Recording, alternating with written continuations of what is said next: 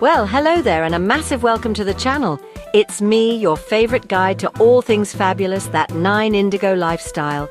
Now pull up a chair, get comfy, maybe grab a little glass of something nice. Go on, you deserve it. Today we're embarking on a rather grand adventure. A virtual hop, skip and a jump to a country that, let's be honest, is just showing off at this point. I'm talking, of course, about the land of the long white cloud, New Zealand. You see, while everyone raves about the mountains and the sheep, and oh, there are sheep, millions of them, looking rather judgmental, I might add, the cities are where the real magic happens.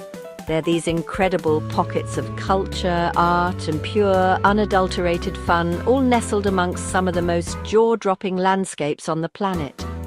So, what have I got lined up for you today? Oh, just a little list I've lovingly curated. We're going to whirl through 7 of New Zealand's most dazzling cities. Think of me as your personal, slightly more gossipy tour guide. So buckle up, because you are not going to believe the gems we're about to uncover. Let's get this Kiwi party started. Right, first stop on our grand tour is the one and only Auckland. Now, if New Zealand were a celebrity party, Auckland would be the glamorous host who knows everyone. It's the country's largest city, a sprawling, glittering metropolis draped across a narrow isthmus. Honestly, the geography is just divine. It's a city built on volcanic hills, which sounds terribly dramatic, and frankly it is, in the best possible way.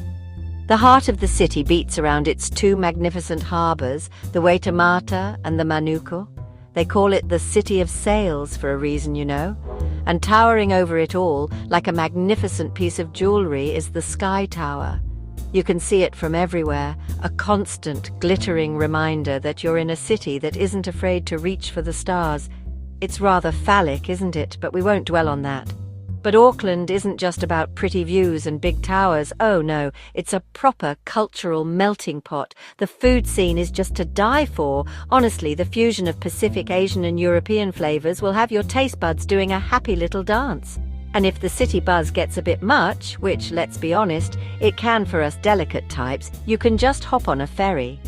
In less than an hour, you could be on Waiheke Island, sipping exquisite wine at a vineyard overlooking the ocean. It's this seamless blend of urban sophistication and natural wonder that makes Auckland so utterly intoxicating. All right, let's pack our bags and head south to the capital. Welcome, darlings, to Wellington. Now, if Auckland is the glamorous host, Wellington is the witty, impossibly cool guest in the corner, holding a perfectly brewed coffee and telling the most fascinating stories. It's known as Windy Welly, and yes, it can get a bit blowy. Hold on to your hats and, for goodness sake, your toupees. But honestly, a bit of wind just adds to the drama of it all. It's a city with character, nestled dramatically between a sparkling harbour and rolling green hills. Wellington is the absolute epicentre of New Zealand's arts and culture scene. It's where the creative magic happens. You can't walk 2 feet without stumbling upon a quirky little gallery, an independent cinema, or a theatre putting on something wonderfully weird. And the coffee, my word. The coffee culture here is not a hobby, it's a religion. They take it so seriously and the results are heavenly. You could spend an entire day just hopping from one fabulous cafe to another, each one with its own unique charm and a flat white that could solve all your problems. And right there, you have Te Papa, the National Museum. Now, I'm not always one for museums. Sometimes they can be a bit, dusty. But Te Papa is different. It's interactive, it's bold, it's brilliant. You can lose an entire day in there and come out feeling 10 times smarter. Now, for our next stop, we're visiting a city with a story of incredible strength and beauty. We're off to Christchurch, the largest city in the South Island. For years, it was famously known as the Garden City, and it still is, with the most glorious parks and gardens that look like they've been tended to by angels. The Avon River meanders through the city centre, and you can go punting on it just like in Cambridge, but with a wonderfully Kiwi laid-back charm. It's all very civilised and terribly pretty. But of course, one cannot talk about Christchurch without acknowledging its recent history. The city was shaken to its core by devastating earthquakes, a truly heartbreaking chapter. But what has risen from the rubble is nothing short of inspirational. This is a city that has not just rebuilt, but has completely reimagined itself. It's a masterclass in resilience, innovation, and the unbreakable spirit of a community. Walking through the city centre is a fascinating experience. There are entire shopping centres made from colourful shipping containers. The Restart Mall was a symbol of that recovery, and the spirit lives on. There's incredible street art everywhere, turning once damaged walls into vibrant canvases of hope and creativity. And the gardens are still there, more beautiful than ever. Hagley Park is this enormous green lung in the heart of the city, and the Botanic Gardens are a tranquil paradise. It's not just the Garden City, it's the Phoenix City, and it is absolutely magnificent. Right? Hold on tight, everyone, because we're heading to the adventure capital of the world. Welcome to Queenstown. Honestly, the moment you arrive, you'll understand the fuss. The scenery is so ridiculously beautiful, it almost looks fake. It's set on the shores of the crystal-clear Lake Wakatipu, surrounded by a majestic range of mountains aptly named the Remarkables. And they truly are. Now, Queenstown is where you go to feel alive, mainly by doing things that might, just might, end your life. This is the birthplace of commercial bungee jumping. You can literally throw yourself off a bridge with nothing but a bit of elastic tied to your ankles. And if that's not enough, there's skydiving, jet boating through narrow canyons, whitewater rafting, you name a terrifying activity. Queenstown has perfected it. But here's the secret about Queenstown. You don't actually have to be an adrenaline junkie to enjoy it. You can be a self-confessed coward like me and still have the most fabulous time. You can take a gentle, scenic cruise on the lake aboard a vintage steamship, the TSS Earnslaw. Or you can ride the Skyline gondola up Bob's Peak for the most breathtaking panoramic view you will ever see in your life. Seriously, have your camera ready. The town itself is a bustling, energetic hub, packed with fantastic restaurants, chic bars, and cozy pubs with roaring fires. The food and wine here are world-class, with the nearby Gibbston Valley producing some of the best Pinot Noir on the planet, so you can spend your day admiring the views and your evening indulging in culinary delights. So whether you're there to jump off something high or simply to sit by the lake with a glass of something local and gaze at the mountains, Queenstown is an unforgettable experience. It's a place of extremes, extreme beauty and extreme adventure. It's a city that grabs you, shakes you up, and leaves you utterly breathless one way or another. It's a supermodel with a wild side, and it is utterly, completely, and dangerously irresistible. All right, let's calm our nerves after all that Queenstown excitement and travel to a city with a completely different but no less captivating vibe. We're heading to Dunedin, a city on the southeast coast that feels like a little piece of Scotland has been picked up and plopped down in the southern hemisphere. And I mean that in the best possible way. The city was settled by the Scots, and they brought their architecture, their spirit, and probably their kilts with them. The moment you arrive, you'll be struck by the grandeur of the place. The architecture is just magnificent. The railway station, for instance, is so ornate and elaborate, they call it the Gingerbread House. It's one of the most photographed buildings in the country, and you can see why. Then there's the University of Otago, with its Gothic clock tower and ivy-clad walls, making it feel a bit like a Southern Hemisphere Hogwarts. But Dunedin isn't just a stuffy old museum piece. Oh no, it's a vibrant university town, so it has this wonderful, youthful energy buzzing beneath its historic facade. You'll find quirky cafes, second-hand bookshops, and lively pubs filled with students putting the world to rights. It has a real bohemian, intellectual feel to it. It's a city that encourages you to wander, to explore its steep streets, including Baldwin Street, the steepest residential street in the world. Walking up it is a workout and a half, let me tell you. And then there's the wildlife. Oh, the wildlife. The Otago Peninsula, which curls around the harbour, is an absolute haven for rare creatures. You can see the world's only mainland breeding colony of northern royal albatross.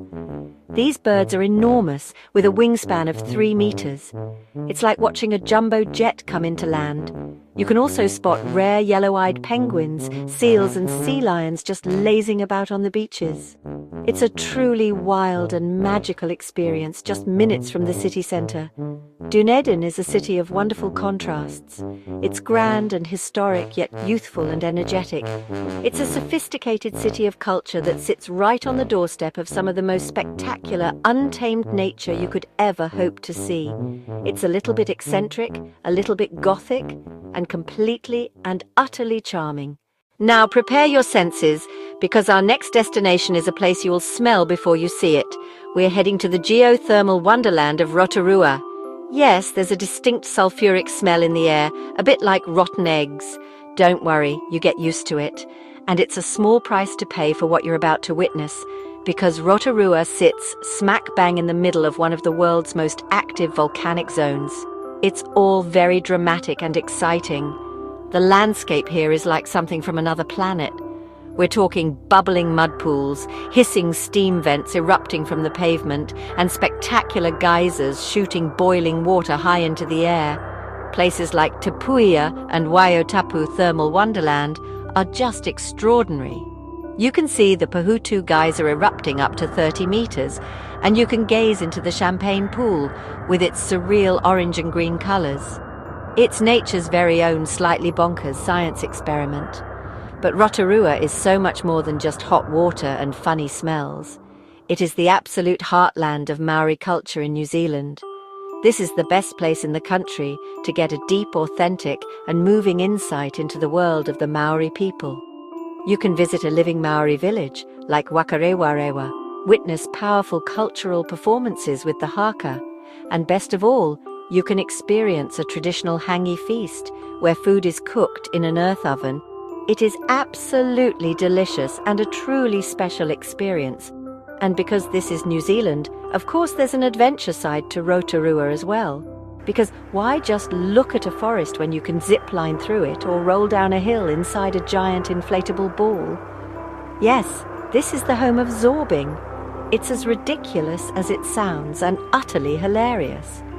You can also go mountain biking in the magnificent Wakarewarewa forest with its towering redwood trees.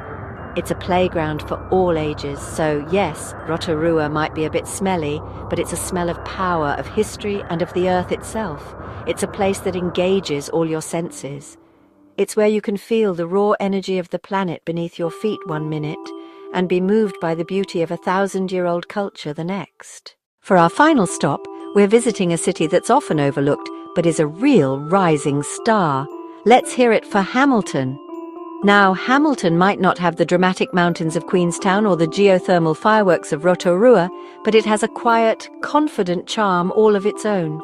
It's gracefully positioned on the banks of the mighty Waikato River, the longest river in New Zealand, which weaves its way through the city, providing a beautiful, serene backdrop to everything. Hamilton's crowning glory, and I mean this quite literally, is the Hamilton Gardens. Now, these are not just any old gardens. Oh no, this place is extraordinary. It doesn't just focus on plants. It tells the story of gardens throughout history and across different civilizations. You can wander from a tranquil Japanese garden of contemplation straight into a lavish Italian Renaissance garden, then pop over to a whimsical Tudor garden. It's like taking a trip around the world in an afternoon. It is, without a doubt, one of the best public gardens on the planet. The city itself is buzzing. It's got a young population and a growing sense of its own identity.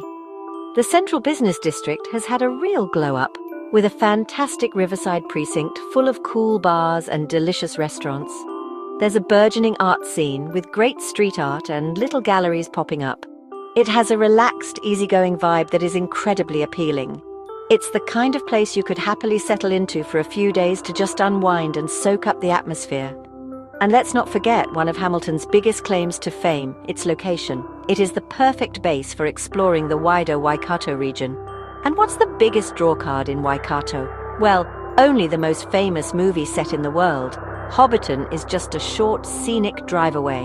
You can go and live out all your Lord of the Rings fantasies, have a pint at the Green Dragon Inn, and peek into a real hobbit hole. It's pure magic, and having it on your doorstep is a major, major plus for Hamilton. So don't you dare dismiss Hamilton as just a boring stopover. It's a city that's come into its own, offering gorgeous green spaces, a vibrant and growing city life, and access to some of the North Island's best attractions. It's the quietly confident one that will surprise you with its depth and beauty. A perfect, charming end to our tour of New Zealand's fabulous cities. And there we have it, 7 absolutely stunning cities, each with its own dazzling personality. From the cosmopolitan glamour of Auckland to the garden-scented resilience of Christchurch and the sheer, heart-stopping beauty of Queenstown. Honestly, I'm exhausted just talking about it all. It just goes to show that New Zealand is so much more than just a pretty face. It's got brains, culture, and a wicked sense of adventure too. I'm ready to pack my bags right now, aren't you? But now, I want to hear from you. It's your turn to spill the tea. Which of these cities has captured your heart? Have you been to New Zealand and have a favourite spot that I missed? Perhaps you've thrown yourself off a bridge in Queenstown and lived to tell the tale. Pop it all in the comments below. I do love a good story, and I read every single one, usually with a large glass of wine in hand. Your adventures are my evening entertainment, so don't be shy. And of course, if you enjoyed our little virtual jaunt around this magnificent country, do be a darling and give this video a big thumbs up. It really does help. And for more fabulous travel inspiration and a little bit of weekly sparkle, make sure you hit that subscribe button and ring the little bell so you don't miss a thing. Until next time, stay fabulous.